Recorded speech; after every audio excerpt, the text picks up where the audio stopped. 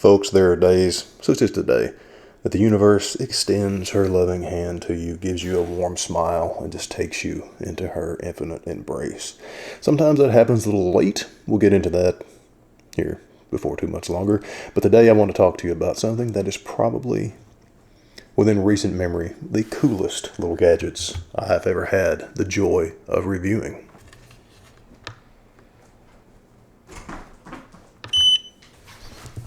The AGO, or the AGO, or AGO film processor from the good folks over at Vintage Visuals, the guys in Estonia and gals. They sent me this to review for Fstoppers, so I'm also making a video for the channel here to give you a more hands-on, sort of bird's eye view of exactly how this beautiful piece of gadgetry works. So as you might have guessed, it is a film processor, not just a film processor, it is a programmable, virtually automatic rotary film processor that uses these guys right here. That's right, any Paterson Super System tank. These are more or less the gold standard for developers across the world, and it works with any of them. Let me show you how.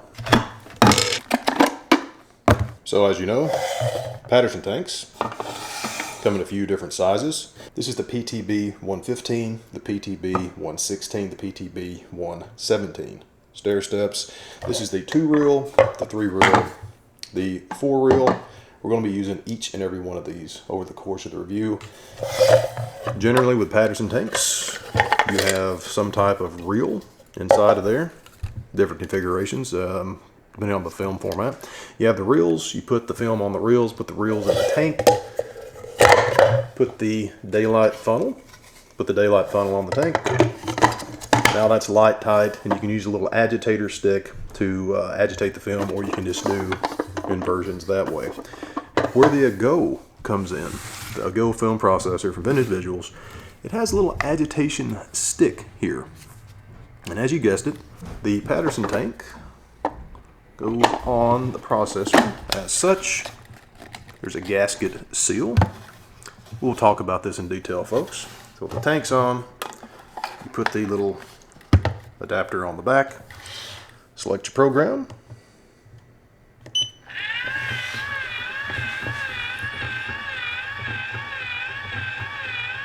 it agitates it for you. Not only,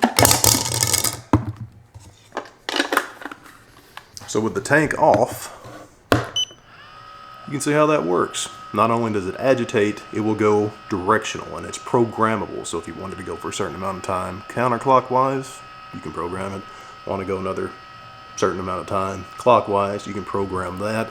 You can do it just semi-directional. You say it stopped and went the other direction. So this times, of course, it has preset programs inside of it already built in, depending on your film, but it actually compensates for the temperature of your developer. This little guy right here, little shiny stick, that is your temperature gauge. Some people call it a thermometer. So what it does, it keeps track of the temperature of your chemicals, and it will shorten or lengthen the development time based on the temperature. It doesn't control the temperature. It's not a regulator. It's just a thermometer. It's just a sensor, and it keeps track of the temperature to give you a nice, even, consistent development, no matter how much your chemicals cool off. That is extraordinarily cool, folks, because I'm sure some of you know who follow the channel for a while, just came in from the road. We were on the road for about 2 years. We developed all of our own film from the road. We printed all of our papers from the road. Temperature control was one of, if not the biggest hurdles, aside from actually having enough water and enough electricity to doing our film photography.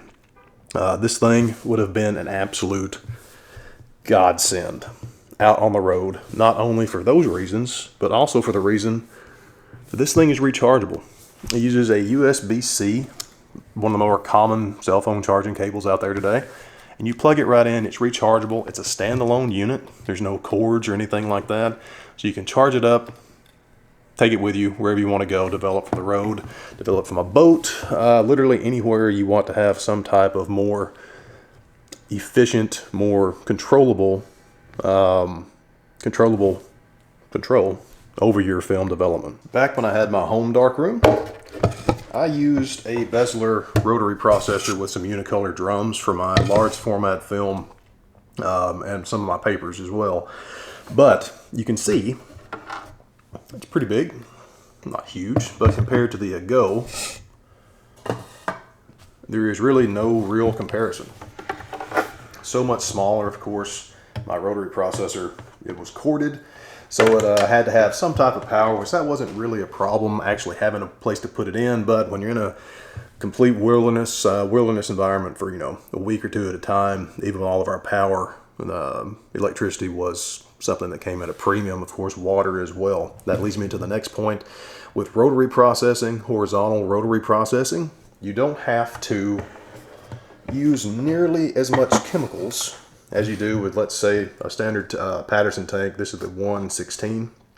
You would have to fill it all the way up depending on how much film you have in there, and then do your agitations or your rotations. With rotary, whether it's with a drum or using a Paterson tank with the Go, it's horizontal, so you only have to have enough liquid, enough developer, what have you, to cover half of your reels or half of whatever the film happens to be that you're developing. So you can use, I think a Go says roughly 60% less chemicals with the processor here using horizontal rotary processing than you could with just standard vertical processing with a Paterson tank. And again, if you follow me a lot, you would know I was using this rotary processor, especially there at the end, with Paterson tanks, but you had a nightmare, absolute nightmare with the angles so the chemicals wouldn't fall out. And there was also a lot of problems with the tank itself just running off the rotary base itself. You do not have to worry about it with the Go.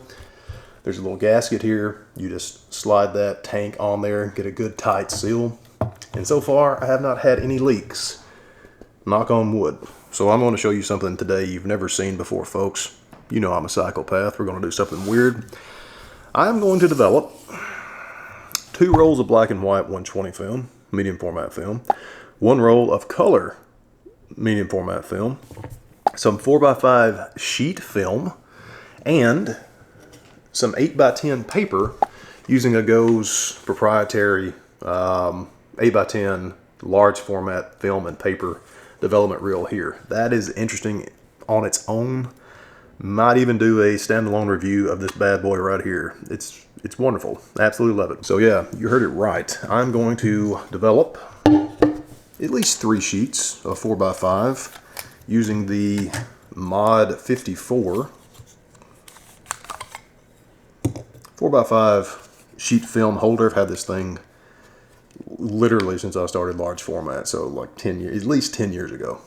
So at least 3 sheets of 4x5 in that. We have our Paterson Super System reel that's expanded to the 120 configuration.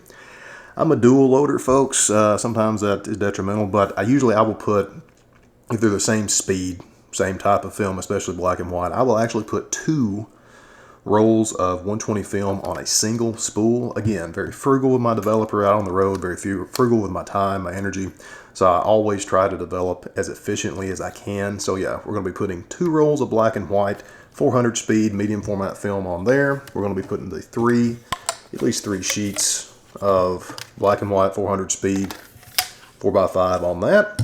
We're going to put that whole thing into our 5 reel Paterson Super System tank. They were Vintage Visuals were good enough to send me this bigger tank, and this is actually what we're going to use for our 8x10 paper as well. So yeah, let's add it back up. That's going to be 2 rolls of 120, at least 3 sheets of 4x5, using about 650 milliliters of our double Raven Cathinol developer. You can't beat it, folks. That is a lot of mileage to get out of that developer. So yeah, let's load everything up, get to using the Go here.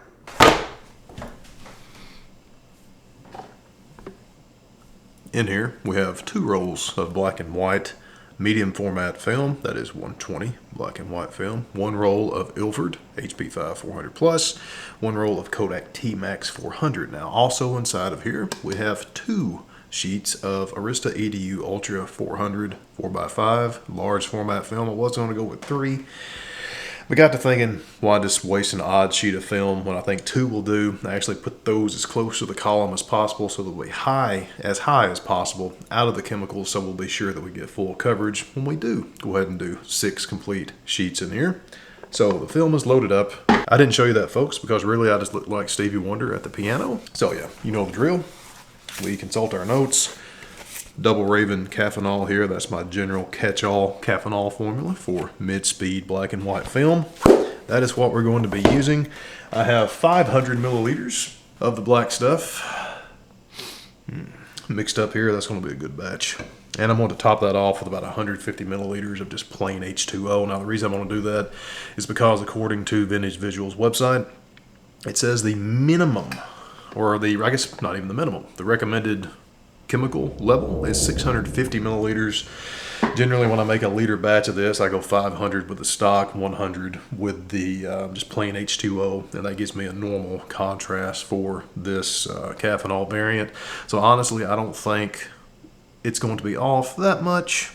Going 650 milliliters total with this. You can't put much more than that in there because it's going to overflow outside the Go processor. You can't put too little because it won't cover the film. So I'm just going to go by what the site tells me to do. So let's do that now. So our film is pre-soaking right now in some plain H2O. We'll let that go for about a minute, minute and a half while I set up the Go processor here. I'm going to switch this on like so. The Caffeinol formula that I'm using right now calls for about 9-minute development time. So with this, we're going to head into the main menu, default programs. We're going to go black and white general, and we're going to change this to 9 minutes. Now, here's the kicker. Even though we call for 9 minutes, that's with intermittent agitation, we're going to be doing a rotary process. So we're going to subtract about 15% from that. That's just an arbitrary number that essentially all rotary processors use. And I've already did the math, folks. That equals out to about 7 minutes and 39 seconds, which we'll just go.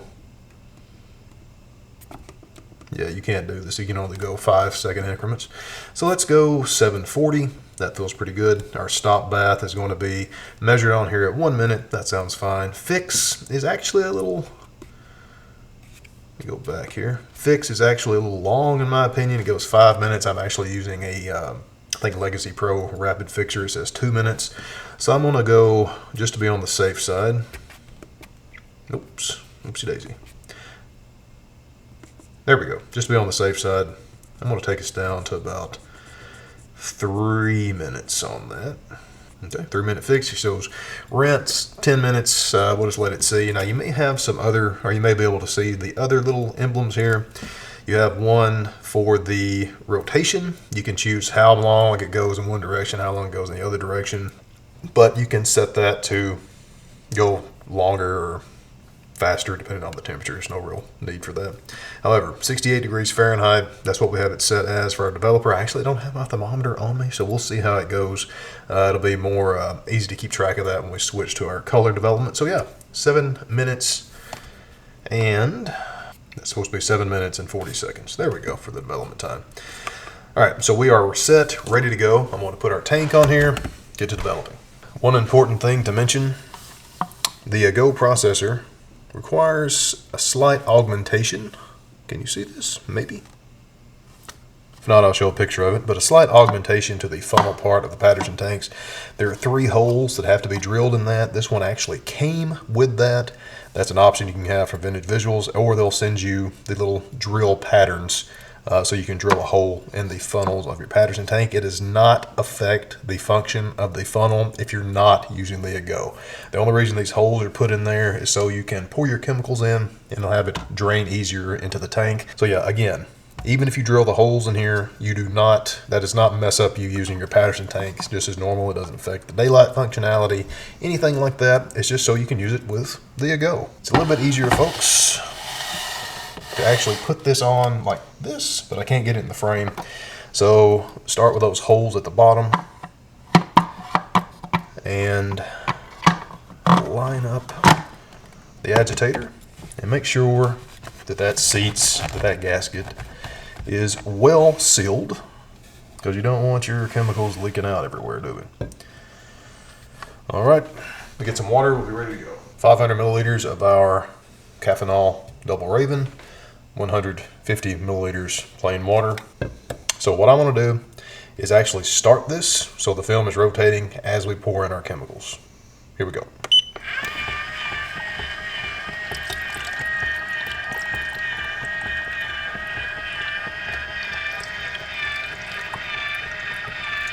Literally already sloshed some out.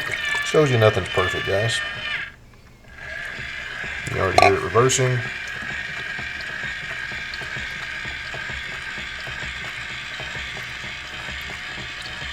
The only time I've screwed this up. So we're just going to leave it in. Perfect. All right. Let's hope for the best. So we just passed the 2.5 minute mark here on the development. We're showing our temperature still at 72 degrees, so the development time has actually been reduced a little bit because it was a little warm. Maybe you can see it, but you can see a little bit of the developer sloshing in the window there. This thing is a little loud. I've heard some other reviewers mention that. It's not overly so, definitely not as loud as that Bessler agitator base that I showed you earlier. But yeah, especially on the reverse, the counterclockwise, I believe that is definitely loud. You would definitely be able to hear this in the background. It honestly doesn't bother me. I'm used to that kind of thing, but just know it's not exactly silent. It's about 1 minute 40 seconds to go, roughly. I've got our stop bath ready, just plain acetic acid and water, so white vinegar and water. So I'm going to dump this out and then throw our stop bath in there and let that go for about 1 minute. Now to pour this out, I'm going to pick up the entire base, the entire Paterson reel that I just now realized I forgot to put this on there. So yeah, completely forgot to put the leveling base on there, guys. Maybe we'll be okay. We'll see. So anyway, I'm going to pick up the entire thing. We'll pour out the chemicals from this side. So we'll tip it over, pour out the chemicals, and then dump in our stop bath. See you in about 10 seconds. So the processor just started beeping, and then it went for about 15 seconds after that. I'm going to dump out our chemicals just by tipping this up and pouring. So back to business here. We've already switched over to our stop bath. Still having trouble with the chemicals running over, so I have to pour them really slow. There we go. Not too bad. Like I said, the only other times that I've used this, that's actually never happened, so we'll just call it bad luck for the video. So there's a beep telling you that 10 seconds is approaching. I think it beeps again. Yep, at 5, and now we're going to hear our timer actually stop. So that means that cycle's done. You can hear it still going. It's going to go for 15 seconds. So I'm going to pour out our stop, then pour in our fixer. Something I didn't show, guys, I made 2 runs of just plain water through that to help save my fixer. Caffeinol is very clingy to film, so it just extends the life of my fixer to rinse that a little bit after the stop. So even though this is in a Ilford Rapid Fixer bottle, you can see this has many dates, many iterations. This is actually a Arista fixer, Rapid Fixer at 1.4. So I'm going to measure this out 500. Go ahead and start our fix cycle. Pour that in. I think it's actually easier, something that I haven't done before, or maybe did accidentally, to pour it on this little hump. And then it goes down in there a little easier, and now it's actually still running out. So yeah, that's a little bit of an issue. So let's go ahead and do 150 more. A little more since we spilt some. I really wish those pour spouts maybe were a little deeper, or maybe at a steeper angle. Because pouring that really, really slow is a little difficult to do. We'll come back in a second. Alright, that is the end of the fix. Go ahead and stop that. I'm going to pour this out. I've filled up the entire tank with plain water, dumped it out, filled it up again, dumped it out, filled it up again, then started our rinse here. And I want to show you something very interesting about the processor here, the Go processor. You can run it vertically, just like this. Of course, that takes more chemistry. I had to fill it all the way up But the reason I did that was to have a higher volume of water to better aid the rinsing process. But again, it's very interesting because let's say if you want to do a stand development for your film, let's say constant agitation for a minute, 2 minutes, whatever it might be, and then you wanted to just leave it. If you were to have it on its side for the rotary processing horizontally, you wouldn't have coverage of the chemicals for the entire emulsion of the film, so you would have to do it vertically. That still lets you use your Go processor just like this to control all the other aspects of your timing, that kind of thing. So yeah, I'm going to rinse this for, instead of 10 minutes, I'm probably going to let it go for another 2, dump it out, fill it back up, let it go another 2, dump it out, fill it back up, and then just rinse it around for about a minute, dump that out, finish with some photo flow, and see what we got. I'm excited. Let's pour out our plain water and photo flow. Going to remove the Go processor like so. No leaks, by the way, other than what I've literally poured out, but we'll talk about that at the end of the review. I'm a little worried, I'm actually a lot worried, since I forgot to put our leveling base on there, that there wasn't enough chemicals up top. It's just how it goes sometimes. Cover your ears, everybody. Well, would you look at that? Very decent looking development on the 4x5 that I can see, and I can see some development on the 120. So that's what it looks like coming out of the soup. Let's hang it up and take a look. It is now time to develop some C41 color film. I fibbed to you, unintentionally of course, folks, but I did tell a little bit of a lie to you. I thought I was going to be able to use all 3 of the tanks. It turns out that I only had 1 roll ready to be processed of color film. Thought I had 2, so I'm going to be using the Paterson universal tank here. So this is the tank that comes with the Go processor just by default. It holds, I think, 2 35mm rolls or 1 120 roll of film, 1 medium format roll. So 1 roll of color Kodak Ektar 100 in there. I'm going to be using Cinestill's 2-bath C41 kit, and it just so happens we have a default program in the Go processor for just that bit of chemistry. So I made sure to have the base on here this time. We want to bring the processor over, see what we get. So we centered our agitator stick over the column and just pressed in. 3 holes are going to be at the bottom there. Of course, it goes without saying, folks, make sure you put the center column into your reels or whatever the holder is that you have inside of there so the agitator can do what the agitator does. So we're turning on the Go.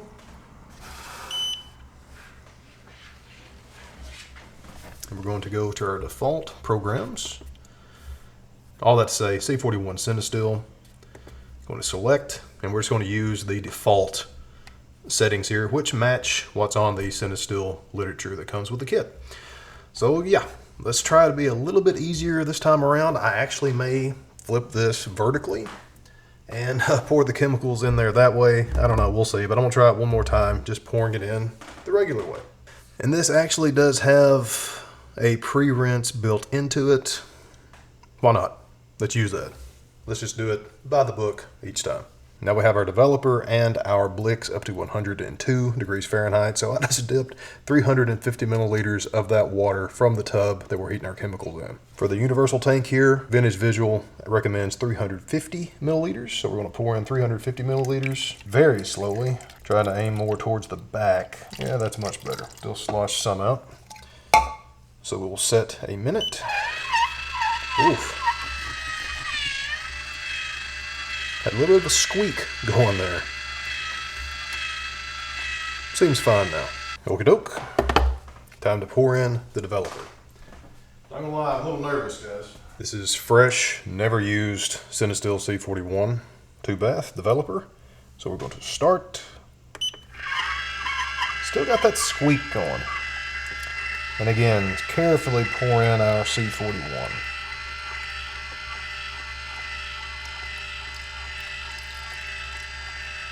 I'll be curious to see what the Go does in terms of the timing. Oh, still spilled some. Okay. We don't want to do that with the Blicks. And it's showing our developer is at 97 degrees. And again, it's recommended to be at 102. I don't know. That's been heating up in there for a while. Maybe it just cooled off that much during the pour. But you can see it's already adjusted the time. Very cool. Just poured out the developer, and this is the part that is a bravery test, folks. The Blicks will stain things just if you look at it wrong. So I've laid down a towel, and I'm going to pour in the Blicks from the top here to hopefully minimize any spills. Might be better off doing that all the time. That's how it should go. Anyway, we have this already changed over to Blicks. 6 minutes. Hit play. I'll switch this on real quick here, guys. We've got about a little over a minute left in the Blicks phase of our C41 development. But the squeak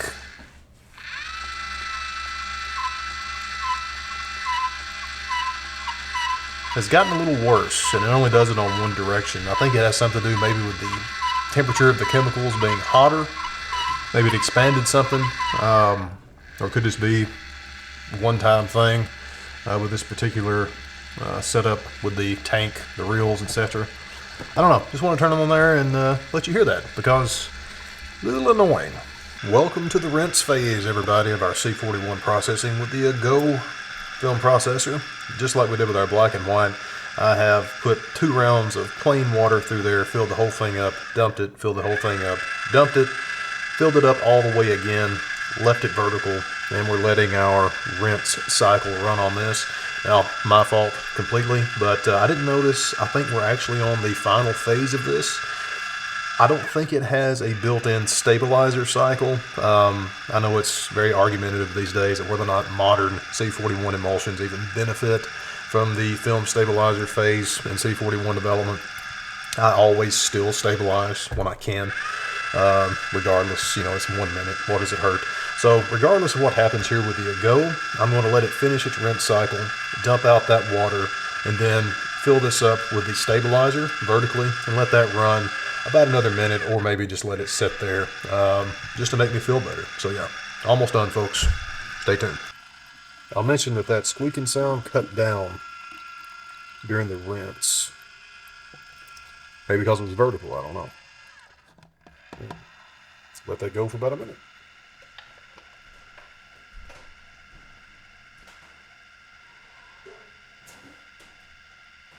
All done with this roll of C41.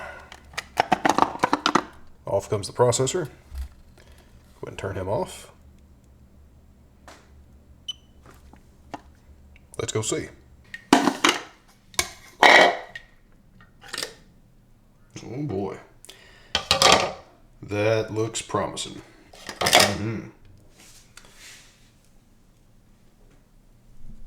Let's hang it up.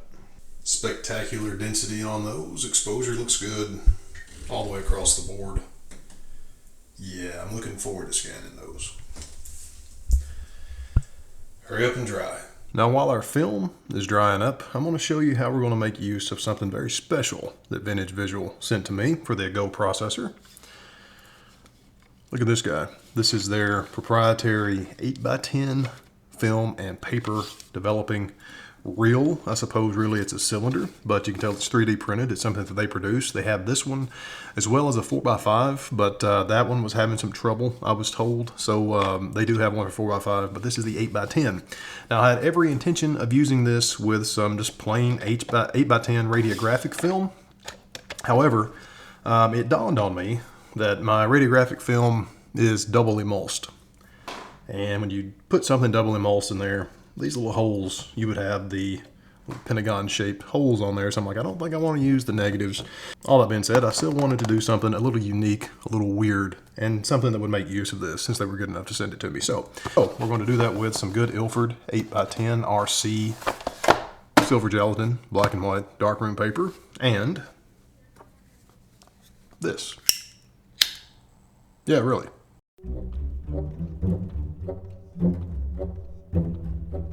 To load the 8x10 reel here, we take our paper. If it was film, we would handle the emulsion the same way. So we'll take our paper, put an emulsion side facing in, make sure it's pressed up against the sides. Beautiful. Get down in there. There we go. And that's how it looks.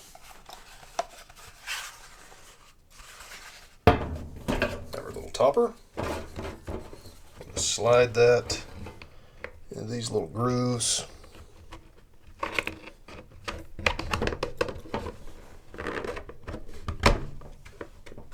There we go. And this whole unit goes on the spindle of the Paterson tank and into the tank itself. This is the 117 tank. Perfect. Let's hope it's perfect anyway. Alright, let's get our developer. I'm going to be using PQ Universal and then the same fixture. Alright, so this is one where we're going to actually change up the settings because we have a 1:9 PQ Universal dilution for our paper. So I want to go for about 2 minutes on the development itself, which is probably more than we need, but we'll see. I think it'll be fine. Then let's say we want black and white general. Hit play. We're going to select the development time and change that to 2 minutes.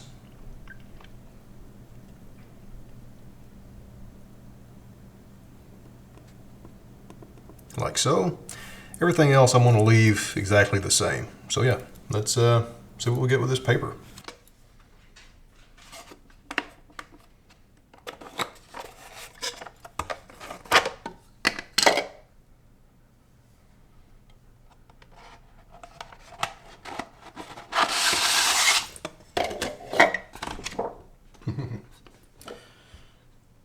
A little too much light, maybe. I don't know. Very weird. Hopefully our paper hadn't went bad. Anyway, we'll see about the other one.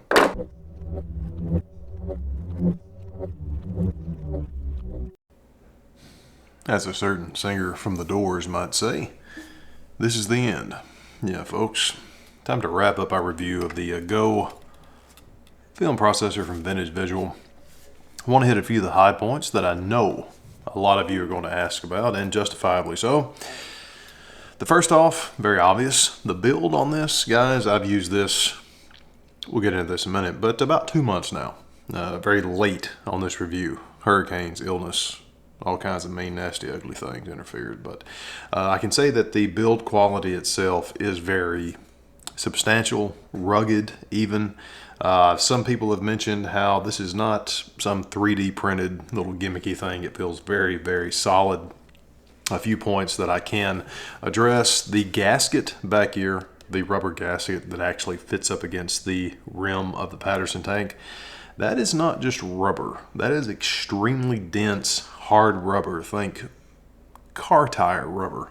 That, of course, you know, time will tell, but that does not seem like it would wear out very easily. It's molded to the very frame of the Go itself. I don't feel like that's going to be coming off, especially if you don't use any type of super caustic chemicals. Basic black and white, basic color development, even going into some of the lesser known color developments like ECN2, RA4 reversal processes for papers. That acid, I don't think would be interfering at all with that gasket. Don't think it's anything you have to worry about in terms of, let's say, losing a seal over time. But like I said, even in the time I've used this, no leaks at all.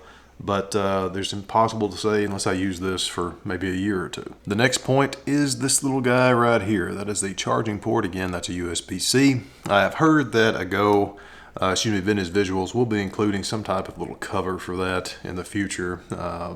For the Go processor. That is actually addressed in some of the literature I looked up online about this, but if you are super worried about it, if you're super worried about chemicals splashing into that, you can get those little super cheap silicone cell phone charging port covers for that.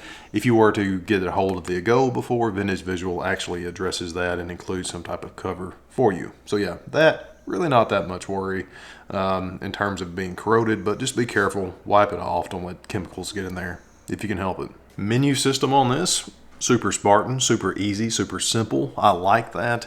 The firmware for this is the original firmware. I think it's version 6.4. It has a lot of black and white programs built into it, a lot of color programs built into it. You can actually use the Wi-Fi. Yeah, this thing has built-in Wi-Fi. I didn't really address it in the review totally because it is to be honest, folks, it's a little clunky. You have to go in, connect to the Wi-Fi of the Go processor on your phone or on your computer, go in, put in the actual IP address into the URL that brings you to this very low-key web page. But you can actually adjust the times of the custom settings in here, and you can more or less make your own development presets. Like I said, I think that's something that's going to be more streamlined by Vintage Visuals as we go. It's not something that really was worth mentioning in the review, in my opinion, but just know that you can actually change those programmings for individual film stocks or your individual developers as you see fit. It is just not that, I don't want to say it's not that easy to do. It is not that elegant to do, but hopefully before too much longer, that'll be remedied. Now, the big thing about this that I love is this little temperature sensor here. That is something that really is a selling point for me, literally, on the Go processor, because I noticed developing one last roll, I didn't show it on film, one last roll of HP4, Ilford HP4 black and white film. It drastically reduced the development time that I would have used if I wasn't keeping constant track of the temperature, let's just say doing regular inversions or regular development without the Go. I mean, I'm talking by a factor of 2. It greatly reduced that time, more so than I would have probably been able to have gauged just by eyeballing it or just my experience. And the negatives came out beautiful. Absolutely well done negatives. And I really just have the Go to thank for that, because if not, I would have really overdeveloped that. I would have probably blown out a lot of the highlights, been very contrasty. And yeah, that to me would be worth it just for the temperature sensor itself. It would be incredible if at some point they could incorporate an actual temperature regulator to keep the temperature at a constant set level. But at the same time, to me, that's just as good, being able to either lengthen or shorten the development time based on the temperature. So yeah, that is that falls under the category of things that, you know, why didn't people think of this sooner? And in such a compact package, once you get with the Go, and of course, this is the $1 million question, folks. What it always comes down to is whether or not this is worth it or not. Yeah, I think it is, especially depending on your situation as a home or professional developer. Some of the literature showed this a scenario for this being used in like a smaller professional photo lab or film development lab. They were talking about this little membrane, about protecting that. Would I open a business with this? Probably not. In some ways, I caught myself saying, oh, I could have done this so much faster. I could have done this, you know, without this so-and-so step. You saw me spilling some of the chemicals, pouring them into the processor. To that end, I'm thinking, well, yeah, I could have done this faster, maybe more efficiently, but I don't think I could have got maybe the result again that I got with that FP4 if I wasn't using this processor. So I think, of course, this company is in the early stages. I think this is going to be something to definitely keep your eye on. It's perfectly worth the price now. I'm not going to date the video by putting that up, but I'll put the link down in the description so you can go to the Vintage Visual website and check out the price at any given time. But hopefully this guy right here, they continue with the potential that I already see in this.